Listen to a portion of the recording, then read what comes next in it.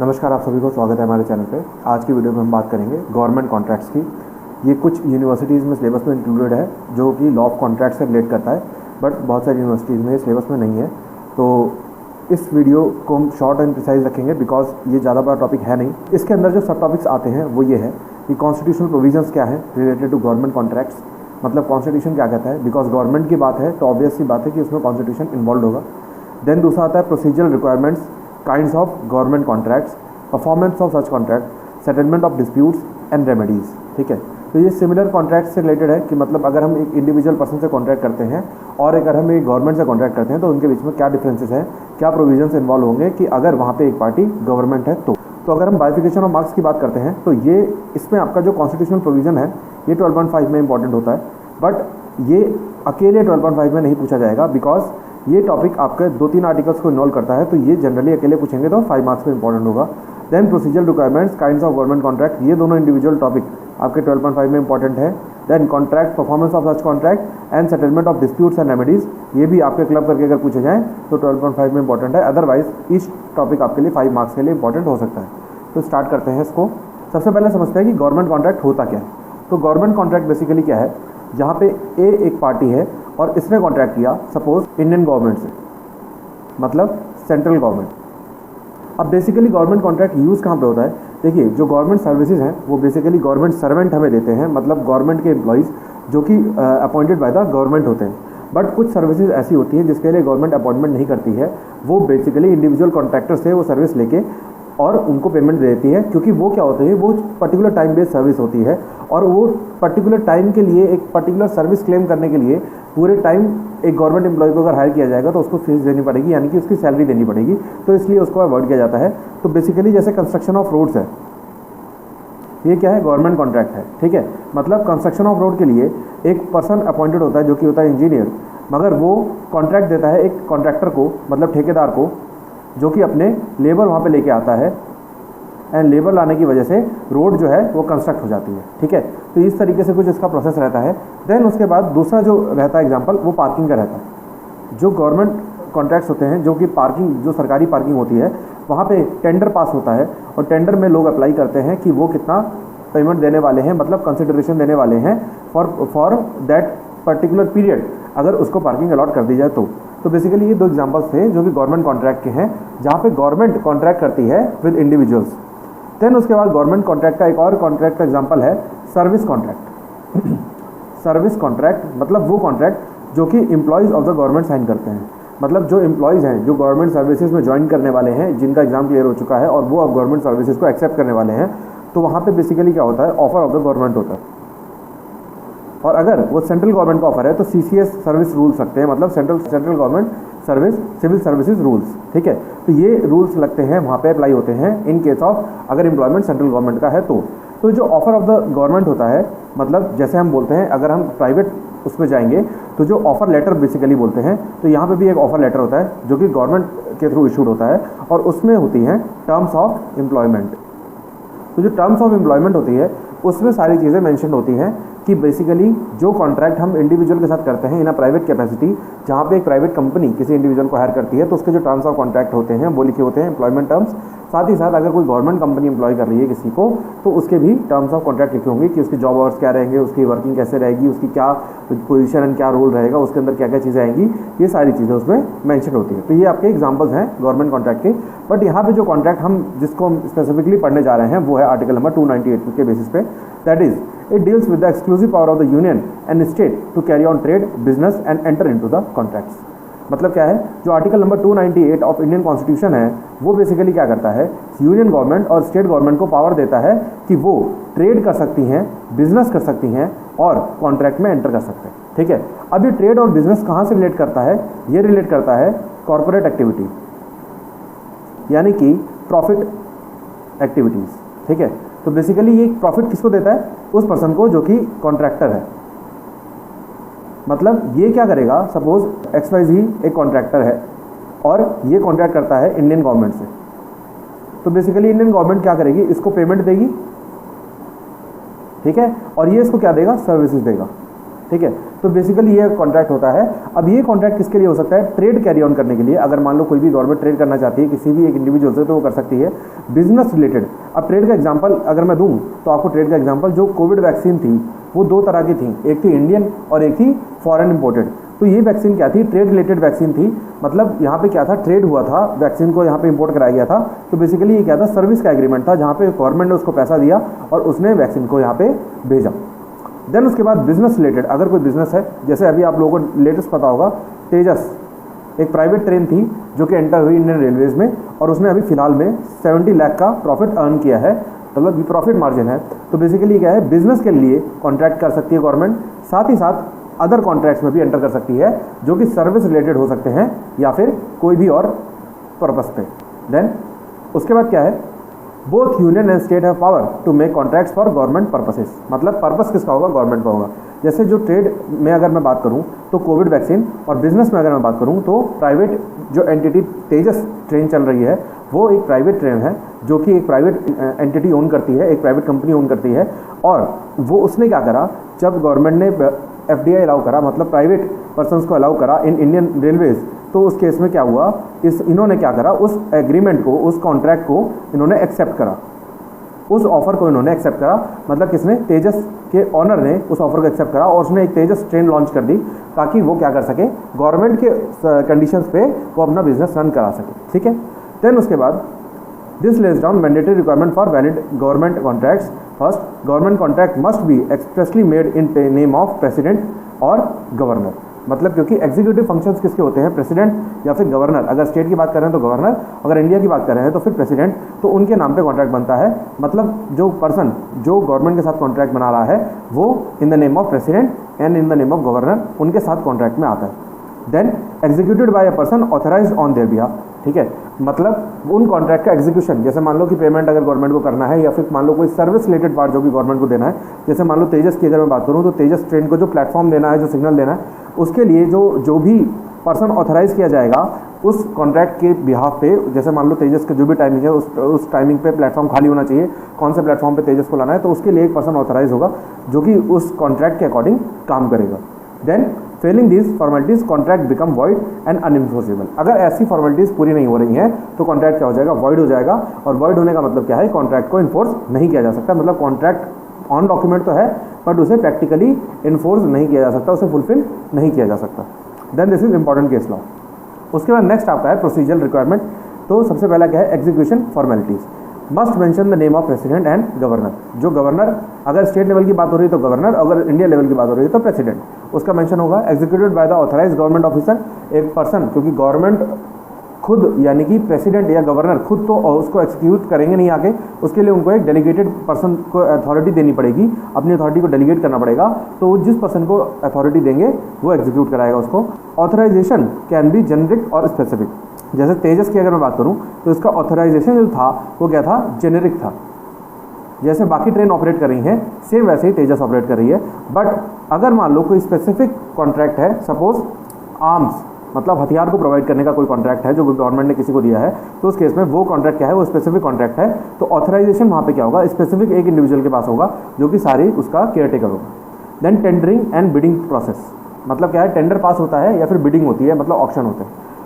तो government contracts are generally awarded through public tenders to ensure transparency. मतलब government की website पे जो भी गवर्नमेंट को रिक्वायर्ड चीज़ें होती हैं उसकी एडवर्टाइजमेंट आ जाती है। देन उसके बाद उसके टेंडर भरने की एक लास्ट डेट होती है और टेंडर का एक फॉर्मेट होता है। जो भी इंटरेस्टेड पर्सन होता है, प्रोपराइटर हो चाहे वो कंपनी हो, वो अपना टेंडर को अप्लाई करती है उस साइट पे या फिर हार्ड फॉर्म में, जैसा भी उसकी कंडीशन होगी वैसे अप्लाई करेगी। एंड देन उसके बाद क्या होगा? उसका टेंडर एक्सेप्ट या रिजेक्ट हो जाएगा। अगर एक्सेप्ट हो गया तो उसको वो कॉन्ट्रैक्ट मिल जाता है। इससे क्या होगा? ट्रांसपेरेंसी इंश्योर होती है। मतलब जैसे मान लो कोई भी सर्विस है, जैसे रोड का मैन्युफैक्चरिंग या फिर रिपेयरिंग वर्क है, तो उस केस में मान लो कोई भी गवर्नमेंट ने कॉन्ट्रैक्ट निकाला तो वहाँ पे क्या है? जनरल पब्लिक को अवेयरनेस हुई कि हाँ भाई इस रोड को मैन्युफैक्चर करने के लिए या फिर इस रोड को रिपेयर करने के लिए कोई भी एक कॉन्ट्रैक्ट निकाला गया है। अब उस कॉन्ट्रैक्ट में कौन अप्लाई कर रहा है और वो किसको मिल रहा है, ये RTI के थ्रू जाना जा सकता है। ठीक है। तो बेसिकली क्या है? ट्रांसपेरेंसी को इंक्रीज करता है। Then procedure includes floating tender, invitation to bid, technical and financial evaluation and awarding contract. पहले टेंडर अप्लाई किया जाएगा, जितने भी लोग होंगे सब अपना टेंडर, इंटरेस्टेड लोग अपना टेंडर भरेंगे।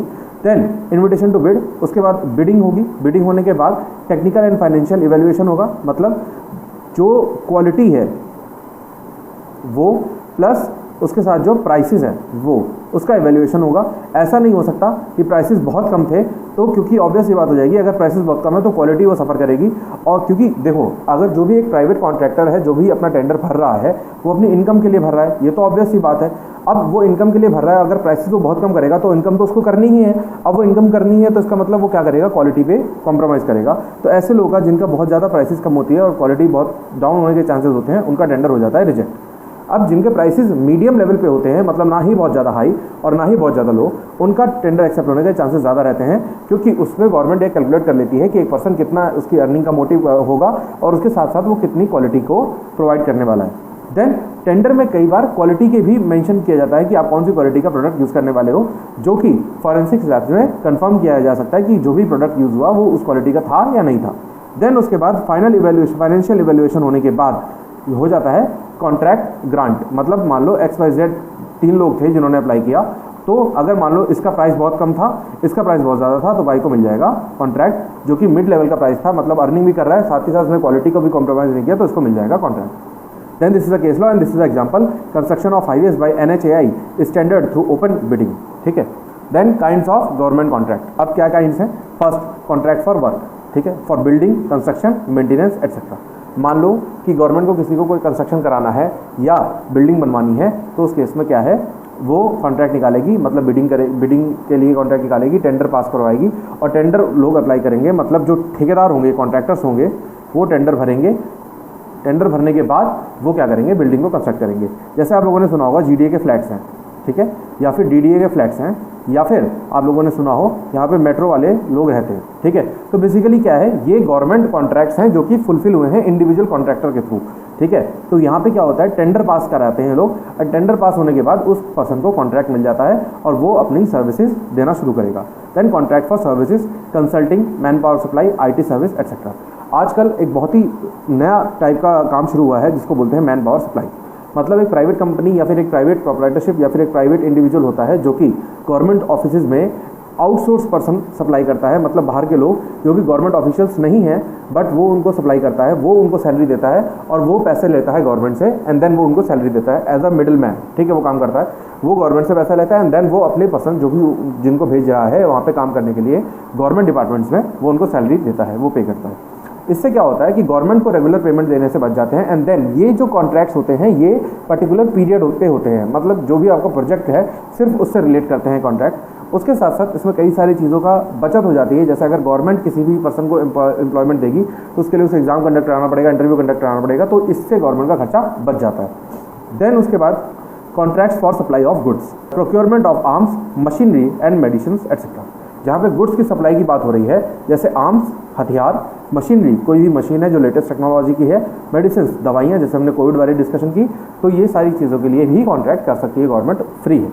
देन उसके बाद lease contracts, leasing government property like land और बिल्डिंग। अगर मान लो किसी पर्सन को कोई लैंड या बिल्डिंग चाहिए जो कि गवर्नमेंट का है, तो उस केस में लीज का एग्रीमेंट बनता है बाय द MCD, मतलब म्यूनसिपल कॉर्पोरेशन, या फिर अगर वो तहसील के अंदर आता है, खेत है कोई तो तहसील के अंदर आएगा, तो वो क्या होगा, वो एक लीज एग्रीमेंट बनता है।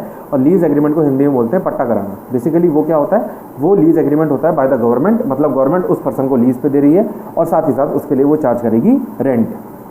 Then public private partnership agreements for infrastructure project like airport, highways etcetera. यहाँ पे क्या है, public and private partnership agreements, मतलब दोनों चीज़ें, जो गवर्नमेंट है एंड जो प्राइवेट है, वो दोनों मिलके एक पार्टनरशिप बना रहे हैं। पार्टनरशिप मतलब ये दोनों मान लो 50% या फिर मान लो डिपेंडिंग ऑन देयर कॉन्ट्रैक्ट 60% 40%, तो ये क्या है, depending on their contract partnership type का कॉन्ट्रैक्ट करके कोई भी इंफ्रास्ट्रक्चर प्रोजेक्ट को फुलफिल करेंगे, ठीक है। Example, Delhi metro was constructed partly under PPP model contract, ठीक है। Then performance of government contract, कैसे होता है परफॉर्मेंस, सेम वही है जो प्राइवेट इंडिविजुअल्स के बीच में परफॉर्मेंस का तरीका है, वही गवर्नमेंट के बीच में है। एसेंशियल प्रिंसिपल्स क्या है, must adhere to the terms specified, जो भी कॉन्ट्रैक्ट की टर्म्स हैं जो कि दोनों पार्टी एग्री करेंगी, वो टर्म्स को, स्पेसिफाइड टर्म्स को से अवॉइड रहेंगे, मतलब उसी टर्म्स पे वो कॉन्ट्रैक्ट को फुलफिल करेंगे। टाइमली परफॉर्मेंस इज क्रिटिकल, मतलब यहाँ पे टाइम बेस्ड परफॉर्मेंस होता है, क्योंकि आपको कोई भी कॉन्ट्रैक्ट मिलता है कॉन्ट्रैक्टर को तो वो एक पर्टिकुलर टाइम में उसे कंप्लीट करना होता है, तो ये क्रिटिकल चीज़ है। Then quality and standards must meet contractual obligations, जो भी पर्सन अपने टेंडर में लिख रहा है क्वालिटी और स्टैंडर्ड्स के बारे में वो उसको फुलफिल करा के देना पड़ेगा। Then failure to perform, government can impose penalties, cancel contracts, blacklist companies. अगर मान लो कोई भी पर्सन जिसने टेंडर भरा और जिसको टेंडर मिल गया, अगर वो अपना काम टाइम पे नहीं कर पाया या उस क्वालिटी पे नहीं कर पाया या वो परफॉर्म नहीं कर पाया, कंप्लीट ही नहीं कर पाया कभी भी, तो वो क्या होगा, उस पर्सन को या उस कंपनी को ब्लैकलिस्ट करा जा सकता है, कॉन्ट्रैक्ट कैंसिल किया जा सकता है या फिर उस पर पेनल्टीज इम्पोज करी जा सकती है। Then this is the case law. उसके बाद नेक्स्ट है हमारा settlement of disputes and remedies. अगर मान लो कोई डिस्प्यूट हो जाए तो क्या सेटलमेंट है, क्या रेमेडीज अवेलेबल है। First, specific performance. अब मान लो A and union of India के बीच में कॉन्ट्रैक्ट हुआ, ठीक है, इन दोनों के बीच में कॉन्ट्रैक्ट हुआ। अब मान लो इसमें पार्शियल पेमेंट होना था, सपोज रोड का कंस्ट्रक्शन का काम होना था, ठीक है, रोड कंस्ट्रक्शन का काम होना था। अब इस रोड कंस्ट्रक्शन में सपोज आफ्टर सॉइल, मतलब इसमें सबसे पहले सॉइल आती है, मिट्टी आती है, मिट्टी होने के बाद उसमें होता है उसका फिक्सेशन ऑफ सॉइल, मतलब मिट्टी को ढंग से दबाया जाता है ताकि मिट्टी इधर उधर ना भागे, ठीक है। देन उसके बाद प्रोसेस शुरू होता है। तो मान लो इसमें टोटल 1 2 3 4 स्टेजेस इन्वॉल्व थी। अब मान लो ये कॉन्ट्रैक्ट हुआ कि जब सॉइल वगैरह का अरेंजमेंट हो जाएगा तब गवर्नमेंट जो है इसको 40% पेमेंट क्लियर कर देगी, ठीक है। देन उसके बाद फिक्सेशन के बाद 10% एंड देन इसके बाद 10% एंड देन इसके बाद रिमेनिंग 40%, ठीक है। तो ये कितना हुआ, ये हो गया 40 50 एंड 60 एंड 40 100% पेमेंट हो गई, ठीक है। मान लो पार्शियल पेमेंट के हिसाब से होना था।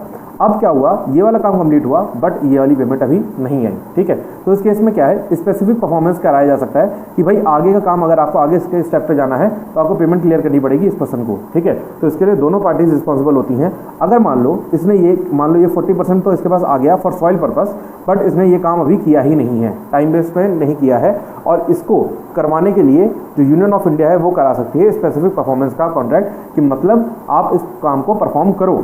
तो कोर्ट में order execution of contract if compensation is इनएडिक्वेट। अब क्योंकि ये काम तो होना ही था, कॉन्ट्रैक्ट तो होना ही था, अब दोबारा से टेंडर मंगाना तो एडिक्वेट नहीं है, तो उस केस में क्या होगा कि आपको वो मजबूर करे, कोर्ट ऑर्डर करेगा कि आपको ये काम करना ही पड़ेगा। Compensation and damages for breach, अगर मान लो इसको बोला गया कि आपको ये काम करना है बट इसने नहीं किया, फिर भी नहीं किया, तो उस केस में इस पर कंपनसेशन और ब्रीच का डैमेजेस का क्लेम किया जा सकता है कि आप हमें कंपनसेट करो, जो भी इनके कॉन्ट्रैक्चुअल टर्म के अकॉर्डिंग होगा उस according. Then arbitration, arbitration is a outside court settlement, मतलब कोर्ट के बाहर सेटलमेंट करने का एक तरीका है आर्बिट्रेशन। मतलब क्या है, आर्बिट्रेशन का क्या है कि आप खुद कोर्ट नहीं जाते, वहाँ पे एक आर्बिट्रेटर अपॉइंट हो जाता है, 1 या 2 depending on the contract. Then वो आर्बिट्रेटर्स मिलकर आपका डिस्प्यूट को रिजॉल्व करा देते हैं, तो उसको बोलते हैं आर्बिट्रेशन क्लॉज। और जो गवर्नमेंट कॉन्ट्रैक्ट्स या फिर जो भी कॉन्ट्रैक्ट जो रिलेट करते हैं, वो आजकल जनरली जो कॉन्ट्रैक्ट्स होते हैं उसमें आर्बिट्रेशन का एक क्लॉज होता ही होता है। और इसका मतलब क्या है कि अगर कोई भी डिस्प्यूट राइज हुआ बिटवीन द पार्टीज तो कोर्ट जाने की जरूरत नहीं है, वो आर्बिट्रेशन के थ्रू, मतलब आउटसाइड कोर्ट सेटलमेंट के थ्रू एक आर्बिट्रेटर को अपॉइंट करके वो चीज़ खत्म कराई जा सकती है। Then blacklisting, contractors may be blacklisted for not performance barring them from future contracts, भविष्य में कोई भी कॉन्ट्रैक्ट उनको नहीं दिया जाएगा, ठीक है। देन उसके बाद these are your relevant case laws. उसके बाद आगे बढ़ते हैं, breach of government contract by government, ये एक अलग सेक्शन है, पहले मैंने आपको नॉर्मली समझा दिया, अब ये अलग सेक्शन है। What is the breach of contract, breach का मतलब सिंपल यही है कि ब्रीच जहाँ पे हो रहा है वहाँ पे मतलब ये है कि आप जो कॉन्ट्रैक्चुअल ऑब्लिगेशन थी उसे आप परफॉर्म नहीं कर रहे हो, आपको वो चीज़ करनी चाहिए थी कॉन्ट्रैक्ट के अकॉर्डिंग बट वो आपने नहीं की, ठीक है। इसमें देख लो, when any party fails to perform its obligation under the contract, मतलब अपनी ऑब्लिगेशन को पूरा करना था उसको कॉन्ट्रैक्ट के अकॉर्डिंग बट वो फेल हो गई, तो क्या हो गया, ब्रीच। इफ द गवर्नमेंट और यूनियन और state fails to perform its side of contract, it's equally liable as private party would be, क्योंकि यहाँ पे सोवरेन इम्यूनिटी का कोई भी कॉन्सेप्ट नहीं मिलेगा, बिकॉज यहाँ पे क्या है, वो एक कॉन्ट्रैक्चुअल ऑब्लिगेशन है, मतलब कॉन्ट्रैक्ट है यानी कि सिविल ऑब्लिगेशन है। सिविल ऑब्लिगेशन का मतलब क्या है, वहाँ पे कॉर्पोरेट लायबिलिटी है आपकी, तो वहाँ पे क्या है, आपको लायबिलिटी एज इट इज़ मिलेगी एक कॉमन इंडिविजुअल के जैसे। जहाँ पे जब मैंने आपको बताया था कि यहाँ पे स्टेज वाइज पेमेंट होनी थी, स्टेप बाय स्टेप, तो अगर वो एक स्टेप कंप्लीट हो गया है जो कि सामने वाली प्राइवेट पर्सन ने कंप्लीट कर दिया है और गवर्नमेंट उसे पेमेंट देने से मना कर दे, तो वहाँ पे क्या होगा, ब्रीच ऑफ कॉन्ट्रैक्ट माना जाएगा, और या फिर उसको स्पेसिफिक परफॉर्मेंस के लिए बोला जा सकता है कि भाई इस पर्सन ने अपना काम पूरा किया, आप अपना पूरा करो, ठीक है। Then legal position, can you sue the government? Yes, आप ऑफकोर्स गवर्नमेंट के खिलाफ केस फाइल कर सकते हो, but certain conditions apply. Contract must comply with article 299 that is properly executed in name of president और गवर्नर. अगर आपने contractual liability को यूज़ करना है तो आपको ये पता होना चाहिए कि कॉन्ट्रैक्ट प्रॉपर्ली फॉर्म्ड होना चाहिए, प्रॉपर्ली फ्रेम्ड होना चाहिए. तो अगर इंडियन गवर्नमेंट के साथ कॉन्ट्रैक्ट हो रहा है तो प्रेसिडेंट के थ्रू नाम में होना चाहिए, और अगर स्टेट गवर्नमेंट के साथ हो रहा है तो गवर्नर के through. Then affected party can sue the government in ordinary civil suits for damages and arbitration tribunal अगर arbitration clause है तो. ठीक है, तो दो ऑप्शंस हैं, या तो आप कोर्ट जा सकते हो अगर arbitration clause, arbitration का अपना arbitration and conciliation act है, अगर आपने arbitration के लिए एग्री किया है कॉन्ट्रैक्ट के अंदर तो आपको आर्बिट्रेटर वाला क्लॉज को फुलफिल करना पड़ेगा. मतलब आर्बिट्रेटर अपॉइंट होंगे, देन आर्बिट्रेटर के पास जाके आप अपने केस को सुना सकते हो. और अगर आर्बिट्रेशन का क्लॉज नहीं है तो आप कोर्ट जा सकते हो, सिविल कोर्ट जा सकते हो फॉर स्पेसिफिक परफॉर्मेंस. और स्पेसिफिक परफॉर्मेंस में आप गए, अब मान लो उस पर्सन ने, मतलब गवर्नमेंट ने मना कर दिया करने के लिए, तो वहाँ पे क्या होगा? डैमेजेस, मतलब जो भी आपका लॉस हुआ है वो आपको मिल जाएगा. पहले specific performance, then damages. Notice under section 80 of CPC. अब क्या होता है, अगर किसी पर्सन के अगेंस्ट आप केस करना चाहते हो और वो केस जो है वो उसकी गवर्नमेंट कैपेसिटी में हो रहा है, जैसे मान लो ए एक गवर्नमेंट एम्प्लॉई है, सपोज ये गवर्नर है, ठीक है. अब इसने आपको कॉन्ट्रैक्ट दिया था, अब आपको इसके अगेंस्ट केस करना है, बट आपको इसकी पर्सनल लायबिलिटी पे अगेंस्ट केस नहीं करना है. आपको इसकी गवर्नमेंट पोजीशन जो ये होल्ड करता है, बिकॉज ये गवर्नर था इसलिए इसने आपको कॉन्ट्रैक्ट दिया, तो आपको इसकी गवर्नमेंट पोजीशन पे केस करना है कि क्योंकि ये एक पर्सन है जो पर्सनल लाइफ भी जीता है प्लस गवर्नमेंट ऑफिस भी होल्ड करता है. तो अगर आपको इसकी गवर्नमेंट ऑफिशियल कैपेसिटी के अंदर केस करना है तो उस केस में आपको एक नोटिस देना पड़ता है, जो कि 2 मंथ का नोटिस होता है और रिटर्न में होता है अंडर सेक्शन 80. तो जब तक आप ये नोटिस इस पर्सन को सर्व नहीं करोगे, अगर इसकी गवर्नमेंट कैपेसिटी में आप जाना चाहते हो केस करने के लिए, तो तब तक क्या होगा, आप उसके अगेंस्ट केस नहीं कर सकते. अब मुद्दा आता है कि भाई 2 मंथ्स नोटिस इज इंपॉर्टेंट या फिर मैंडेटरी. बस गवर्नमेंट एम्प्लॉयज़ के लिए मैंडेटरी होता है, बिकॉज गवर्नमेंट एम्प्लॉय को आप एक मौका देते हो 2 मंथ का नोटिस देके कि भाई मैं आपके अगेंस्ट केस करने जा रहा हूँ, आपकी ऑफिशियल कैपेसिटी में केस करूँगा, बट आपके पास 2 महीने का मौका है, जो आपने गलती की थी उसका सुधार कर लो, तो मैं केस नहीं करूँगा. ठीक है, तो आप सामने वाले को मौका देते हो कि भाई मैं आपकी बैंड बजाने जा रहा हूँ, केस करने जा रहा हूँ, तो आपके पास 2 महीने का मौका है कि आप अपनी गलती को सुधार कर लो. अगर आप अपने आप को इनोसेंट मानते हो तो कोर्ट में मुलाकात करेंगे, वहाँ पे प्रूफ कर देना. ठीक है, तो बेसिकली अगर वो पर्सन, उसके अंदर थोड़ा सा भी मोरालिटी या फिर थोड़ा सा भी इंसानियत जिंदा होगी और वो अपने आप को समझ पा रहा होगा कि उसने कोई गलती की है, तो उस केस में उसके पास 2 महीने का समय होगा कि वो अपनी गलती को सुधार कर सके विदाउट प्रेजुडिस, कि उसकी सर्विसेज पे कोई भी इफेक्ट नहीं पड़ता. अगर उसने नोटिस के बाद अपनी गलती को सुधार कर भी लिया, तब भी उस पर्सन पे कोई भी उसकी सर्विसेज पे या उसके प्रमोशन रिलेटेड पे या उसकी सर्विस परफॉर्मेंस पे कोई भी इफेक्ट नहीं पड़ेगा. Then remedies against government for breach. ठीक है, तो फर्स्ट मॉनेटरी कंपनसेशन, अगर लॉस हुआ तो डैमेजेस क्लेम कर सकते हो. स्पेसिफिक परफॉर्मेंस बता चुका हूँ. The court orders government to fulfil the contract, जहाँ पे स्पेसिफिक ऑब्लिगेशन मना हो जाएगी वहाँ पे damages. And then restitution, recover benefits unjustly taken by the government. अगर कोई ऐसे बेनिफिट्स हैं जो कि उस कॉन्ट्रैक्ट के पार्ट परफॉर्मेंस की वजह से, मतलब आपने जितना परफॉर्मेंस कर दिया उसकी वजह से कुछ गवर्नमेंट को फायदा हो गया है, तो वो आप अपना वापस ले सकते हो by the case of restitution.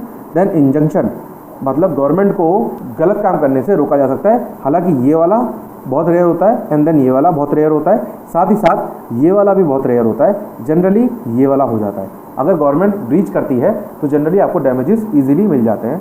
Then उसके बाद ये रेलेवेंट केस लॉज है. उसके बाद नेक्स्ट आपका टॉपिक आ जाता है examples. This is your example. A company signs a contract with the state government to construct a bridge. The company completes 80% of the work without any valid reason. The government terminates the contract and refuses to pay. The company can send section 80 CPC notice, मतलब 2 months का notice देगी, and then sue the government for breach of contract and claim damages for work already done plus loss of expected profit. ठीक है, मतलब क्या है, section 80 में notice देगी सीपीसी में 2 महीने का, और उसके बाद क्या करेगी, अगर फिर भी पेमेंट नहीं आती तो उसके अगेंस्ट ब्रीच ऑफ कॉन्ट्रैक्ट का क्लेम कर सकती है और डैमेजेस मांग सकती है. किसके लिए, जो काम वो ऑलरेडी कर चुकी है प्लस जो प्रॉफिट का उसका लॉस हुआ है वो. उसके बाद लिमिटेशन क्या है, सोवरेन फंक्शंस एक्सेप्शन. जहाँ पे काम या फिर जहाँ पे कॉन्ट्रैक्ट सोवरेन फंक्शंस के लिए दिया गया था, वहाँ पे क्या है, वहाँ पे सोवरेन इम्यूनिटी की एक डॉक्ट्रिन है. मतलब एक पर्सन जो कि सोवरेन है, जिसके ऊपर कोई भी नहीं है, उसके पास कुछ बहुत ज़्यादा रिस्पॉन्सिबिलिटीज़ होती हैं. तो उन रिस्पॉन्सिबिलिटीज़ के लिए अगर कोई भी काम दिया गया है या फिर कोई भी कॉन्ट्रैक्ट किया गया है, तो उसमें कोई भी आपको डैमेजेस नहीं मिलता. ठीक है। It is related to sovereign functions, police, military, law enforcement, then government may claim immunity. बस ये इतने ही सोवरेन फंक्शंस है, इनमें वो गवर्नमेंट जो है वो इम्यूनिटी क्लेम कर सकती है। बट अगर कॉमर्शियल नेचर का कॉन्ट्रैक्ट है, जैसे रोड बनाना, दवाइयाँ भेजना, ये सब क्या है, ये आपका कॉमर्शियल कॉन्ट्रैक्ट में आता है, तो इसमें कोई भी इम्यूनिटी नहीं मिलती। Then commercial transaction government can be treated like a private party, यहाँ पे गवर्नमेंट को प्राइवेट पार्टी की तरह ट्रीट किया जाता है। तो ये आपके इंपॉर्टेंट पॉइंट्स हैं। इसी के साथ आपकी यूनिट हो गई खत्म। मुझे उम्मीद है आपको समझ में आ गया होगा। कोई डाउट हो तो कमेंट सेक्शन में पूछ सकते हैं। Thank you for watching and stay tuned for further updates.